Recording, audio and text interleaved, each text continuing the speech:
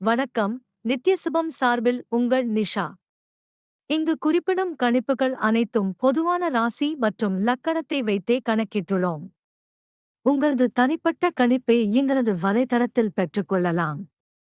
மேலும் எங்கள் வலைத்தளத்தில் ஜாத புத்தகம் பரிகாரங்களுடன் திருமண பொருத்தம், பெயர் பொருத்தம், ஜாதக கல் பொருத்தம் மற்றும் ஆஸ்ட்ரோ பொருட்கள் விற்பனைக்கு என பல வசதிகள் உள்ளது. வாங்கல் தலைப்பிற்கு செல்வோம். மிதுனம் ராசி பலன். பிப்ரவரி 2024. இந்த மாதம் உங்களுக்கு மிதமானதாகவும் சிறப்பாகவும் இருக்கும். குரு பகவான் உங்கள் 11வது வீட்டில் தங்கி உங்கள் விருப்பங்களை நிறைவேற்றுவார். உங்கள் எந்த வேலையிலும் இடையூறு ஏற்படாது. உங்கள் வருமானத்தை கணிசமாக அதிகரிக்கும். அதே சமயத்தில் தல விருட்சமான சனி பகவான் உங்களை நீண்ட பயணங்களுக்கு செல்ல வைப்பார். உங்களுக்கு நிதி ஆதாயங்களையும் மத நன்மைகளையும் கொண்டு வருவார். உங்கள் வேலையில் மாற்றம் மற்றும் தொழிலில் நல்ல முன்னேற்றம் ஏற்படும். மாதத் தொடக்கத்தில் செவ்வாயும் சுக்கிரனும் உங்களின் 7ஆம் வீட்டில் அமர்ந்து திருமண வாழ்க்கையில் காதல் யோகத்தை உண்டாக்குவதால் தம்பதியினருக்கு காதல் திருமணம் நடக்கும் சூழ்நிலையும் உருவாகலாம். 10ஆம் வீட்டின் அதிபதியான குரு 11ஆம் வீட்டில் தங்கி மேலதிகாரிகளின் அனுகூலத்தை பெறச் செய்வார். அவர்கள் உங்களுக்கு சாத்தியமான எல்லா வழிகளிலும் உதவுவார்கள் மற்றும் சரியான வாய்ப்புகளை உங்களுக்கு வழங்குவார்கள். இதன் மூலம் உங்கள் வாழ்க்கையில் நீங்கள் முன்னேற முடியும். உத்தியோகத்தில் உங்களின் பணிக்கான முழு பலனையும் பெறுவீர்கள். உங்கள் பதவி உயர்வுக்கான வாய்ப்புகள் உள்ளன. தொழிலதிபர்களுக்கு மாதத்தின் ஆரம்பம் சிறப்பாக இருக்கும். 7வது வீட்டில் சுக்கிரன் மற்றும் செவ்வாய் ஒன்றாக அமர்ந்திருப்பது உங்கள் வியாபாரத்தில் நம்பிக்கைக்குரிய வளர்ச்சியை குறிக்கிறது. இருப்பினும் 5ஆம் தேதி செவ்வாய் உங்கள் 8ஆம் வீட்டிற்கு மாறுகிறார். பின்னர் வியாபாரத்தில் சில குறைவு இருக்கும். ஆனால் நீங்கள் வியாபாரத்தில் சில புதிய முயற்சிகளை மேற்கொள்வீர்கள். இது வரும் காலத்தில் உங்களுக்கு லாபத்தை தரும். தொழில் சம்பந்தமாக மேற்கொள்ளும் பயணங்கள் லாபகரமாக இருக்கும். வியாபாரத்தில் வெளிநாட்டு தொடர்புகளால் ஆதாயம் உண்டாகும். இந்த மாதம் முழுவதும் உங்களுக்கு சாதகமாக இருக்கும். 4ஆம் வீட்டில் கேது இருப்பதால் சில சந்தேகங்கள் மனதில் தோன்றினாலும் குரு பகவான் 5ஆம் வீட்டில் விழுவதால் கல்வியில் முன்னேற்றம் ஏற்படும்.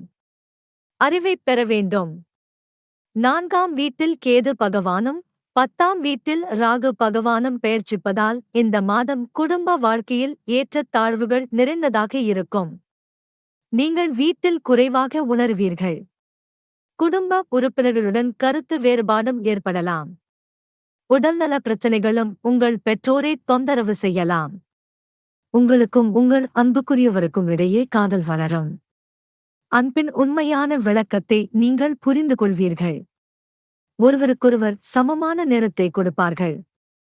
ஒருவரையொருவர் மதித்து ஒருவரது உணர்வுகளுக்கு மதிப்பளித்து உறவில் முதிர்ச்சியடைவார்கள்.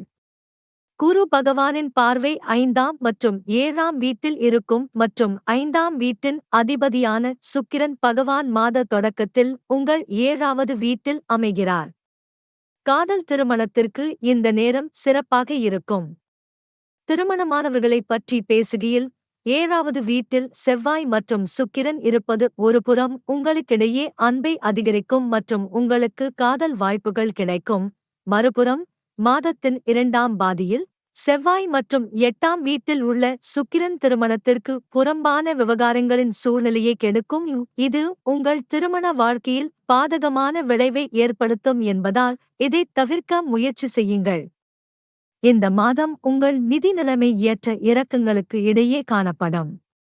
ஒருபுறம் குரு பகவான் உங்கள் 11வது வீட்டில் அமர்வதன் மூலம் உங்கள் நிதி நிலைமையை வலுப்படுத்த உதவுவார் மற்றும் சனி பகவான் 9ஆம் வீட்டில் அமர்ந்து 11ஆம் வீட்டை பார்ப்பதன் மூலம் உங்கள் வருமானத்தை அதிகரிக்கும். மறுபுறம் மாத தொடக்கத்தில் சூரியன் 8ஆம் வீட்டில் பெயர்ச்சிப்பதால் சில பிரச்சனைகள் வரலாம். மாதத் தொடக்கத்தில் உங்கள் ராசி அதிபதி சூரிய பகவானுடன் சேர்ந்து 8ஆம் வீட்டிலும் 5ஆம் வீட்டின் அதிபதியுடன் 6ஆம் வீட்டின் அதிபதியும் 12ஆம் வீட்டின் அதிபதியும் 7வது வீட்டில் அமர்வார் மற்றும் உங்கள் ராசியை நோக்குவார்கள். இந்த கண்ணோட்டத்தில் பார்த்தால் உங்கள் உடல்நிலை மோசமடையலாம் மற்றும் நீங்கள் உடல்நல பிரச்சினைகளை எதிர்கொள்ள வேண்டியிருக்கும். பரிகாரம்: ஞாயிற்றுக்கிழமை சூரிய பகவானுக்கு நீர் வழங்க வேண்டும்.